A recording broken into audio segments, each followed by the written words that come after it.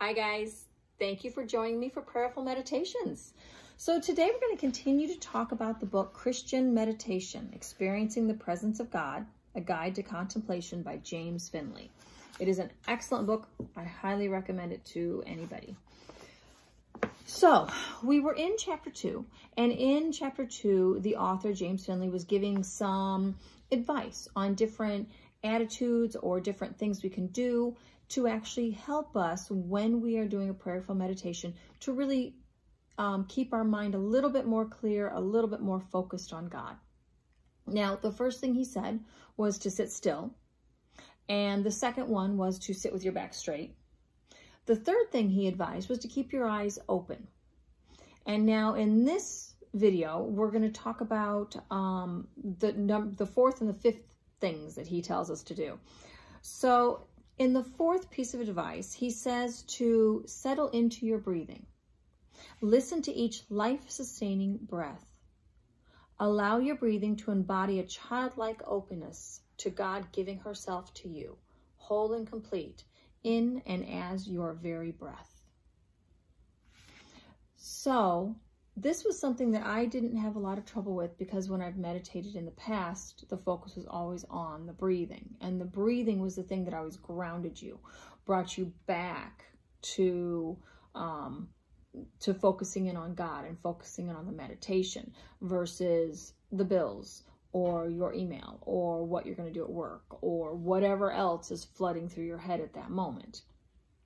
So I didn't find that to be too difficult. And the advantage to really focusing in on your breath and having that be the thing that brings you to a place where you're able to be open with God and have that openness to receive God and receive God's comfort and God's love is that we always have our breath.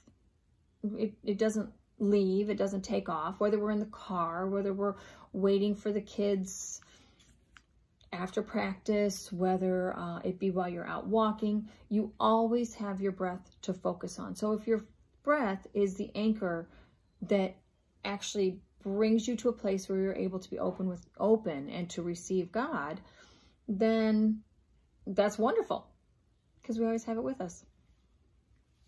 The fifth piece of advice that he gives is to put your hands in a meaningful position.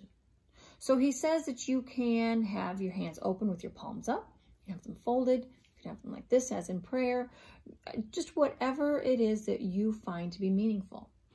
Now, he also does say that different acts that you sometimes do are simply just acts that you do, right?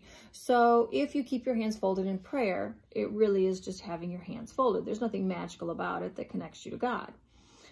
But in reality, he also then goes on to say that if every time you meditate and you're focusing on God and you're praying, if you always start out with your hands folded, then pretty soon the simple act of folding your hands is enough to trigger your brain into that openness and into that inviting stance where you're able to feel God's comfort and God's love. So there's step 4 and step 5. I hope this helps. I hope you've enjoyed this little bit of advice about prayers and meditation. I'll see you guys later.